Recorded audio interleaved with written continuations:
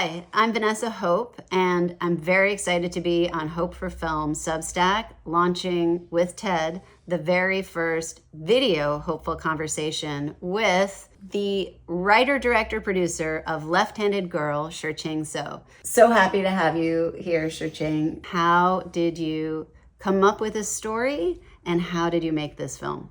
Well, the idea of the story actually came from my own experience. When I was in high school, my grandfather saw me use a knife with my left hand, and he scolded me and telling me left hand is devil's hand, and he asked me not to use it. So, that's how the original idea came from. And it took me 25 years to finally make it on a screen, and right now it's on Netflix. I think people don't know about your long and productive collaboration with Sean Baker.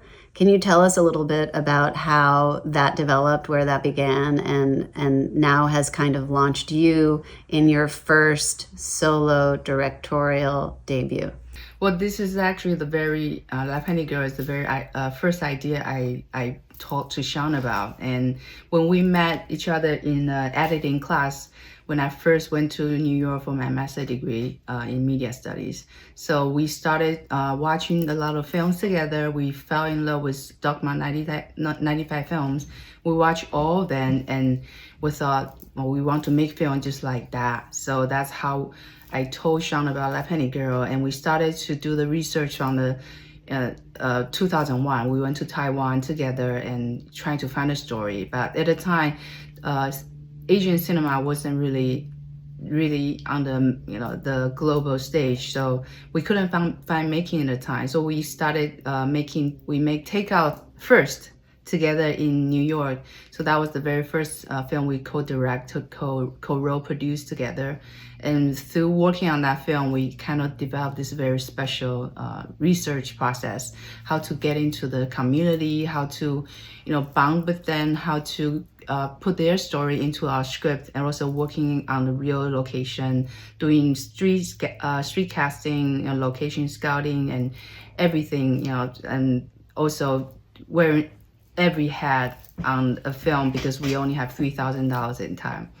So, throughout working on Takeout, and we continue collaborating on Starlet, Tangerine, Florida Project, and Red Rocket. So finally, with the Red Rocket in Cannes, we finally got funding and able to make Left-Handed Girl. It's truly impressive, this level of persistence, perseverance, resilience that you have in staying true and authentic to yourself and your story. How did you overcome? How did you make it through what so many filmmakers get defeated by? They get too many notes. They think the odds are against them. It's going to be too expensive. They won't have the right set. They won't have this or that, and then they give up. Like, how did you persevere and hold on? Well, I think you just have to remember why you want to make this movie from the very beginning. From the very beginning, I wanted to make this film from. It's about a story how I grew up in Taiwan. Everything about Taiwan's community, how all the little element in Taiwan, like the night market, the beetle nut stand, and like all everything that happened when I was in Taiwan. So I kind of just put them back into the script slowly. Even when the time I wasn't able to make the film, I still remember I wanted to tell the story truthfully. So I think that kind of kept me going. Also, working on all Sean Baker's films, I learned so many on all the different films. Yeah. Although using pretty much the same method, we really connect with the community that whoever we want to film with. Mm-hmm. So I think I just kind of use all the different skills that I learned from all the films and apply to Left-Handed Girl. It's still extremely brave and takes just extreme creativity and skill what you pulled off, because I met Sean through Ted, who worked on producing Starlet. And then after you guys made Tangerine, I went to his house and he showed me the iPhone rig and he was like, here, take this to Taipei. So I did for the first shoot in 2016 on the documentary. We were trying the iPhone method. But one of the things I found interesting is the development of the technology between when Tangerine happened and you made this film.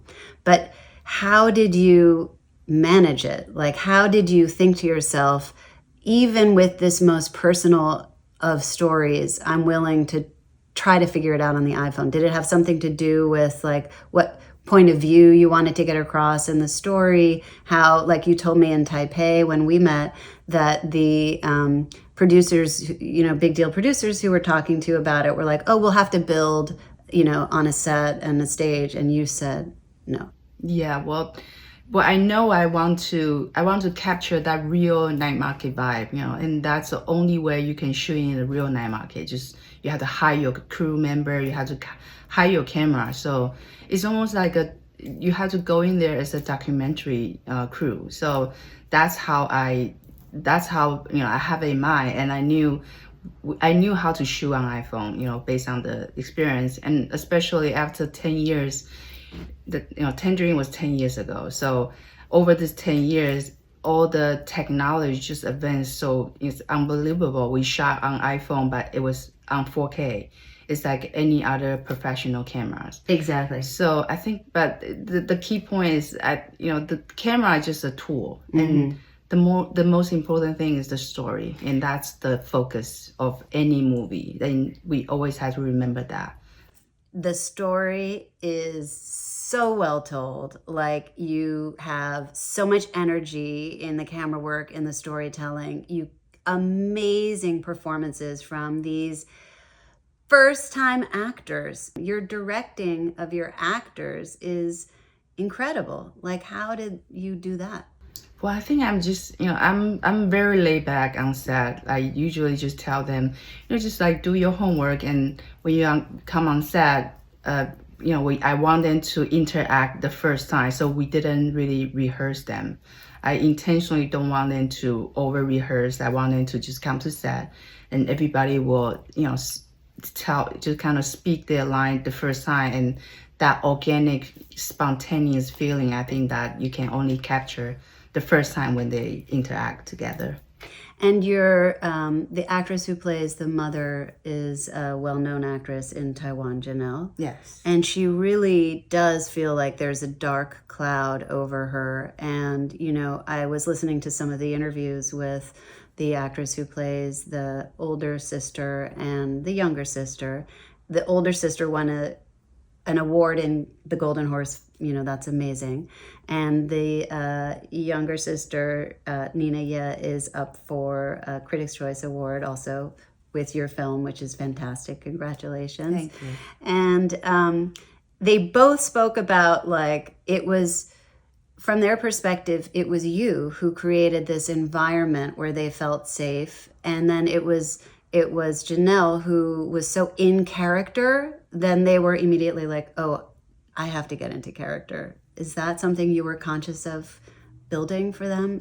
Right, I think it's so important to create that environment, because that's really special when you like go into a night market and immediately they feel like, oh, this is our stand, and they feel so real. They don't have to act. Yeah. It's just immediately they can get into the scene. And also, all the apartments, we try to use the real location whenever we can. So the Beetle Nut stand was a real location. The grandparents' apartment, also the hospital, the motel, everything, they are all real locations. I think that just kind of give the actors the perfect environment to be in. And immediately they feel like they are the character in the film.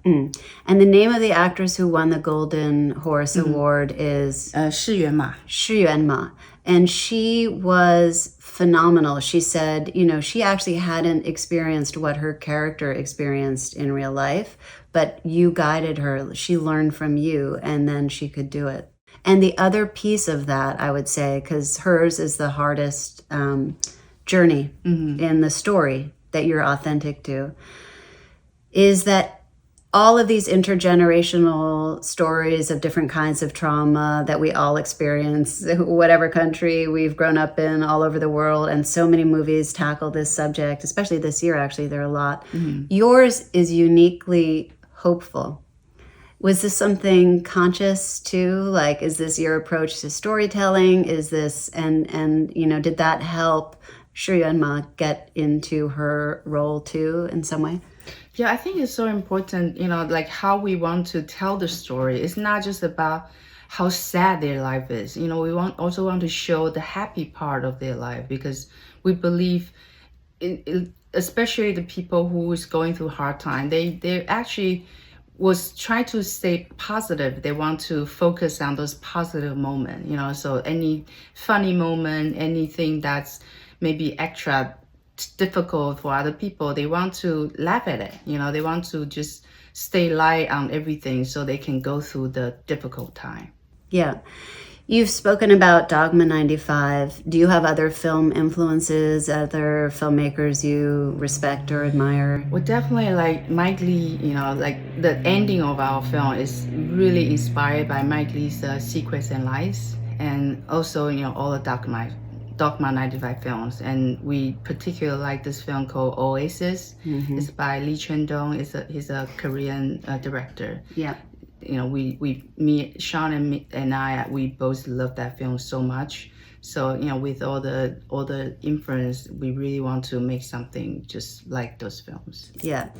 So there's a very interesting subject Ted and I talk a lot about, the difference between the dreams we have for our film and the reality of the way the film comes out once you execute it. And it takes on a whole new meaning and layers when it's a personal story.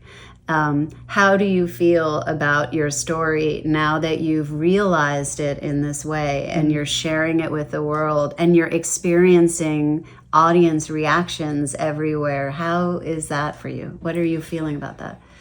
Well, I think it's such a relief because I didn't know how people are going to react to it, because it's so specific and it's so Taiwanese. So I think in the beginning, I was afraid that people from other country wouldn't be able to resonate with it. But thank God, I think there are so many different details that really touch audience throughout the world. The family part, the mother-daughter dimension, and also like left-handedness is such a big thing. Like we didn't even expect that people all over the different country and different culture, they all connected with the left-handed taboo. Yeah. I love how you've had this long collaboration with Sean and now you're launched as a solo director. Is this the direction you're going to keep going in? What are you hoping for your next film? Well, definitely I wanted to, tell more stories on my own, as a director. And I have so many ideas, throughout this the film festival circuit so far. I collected so many ideas, not just a Taiwanese story, but I went to different country. I heard different conversation from different people, and I found it fascinating. So hopefully one day I'll be able to travel the world and make films and tell stories from different country, different culture. My God, that is so exciting to think about your body of work to come. And it could come from so many different countries in the world because you're smart. I mean, you're fast. When you actually make the film, you're very fast. It's just that process of timing and being patient to wait for the right circumstances and the right financiers to come through for you. So we truly wish you all the best. All the support, the resources, the actors you want and dream of for your next project. Thank you. Yeah, may this be the start of a very long career. Or no, not start. Maybe this be the, well, in a way, yes, it is. Okay. Yeah. It's super exciting. I'm so happy for you. Thank you.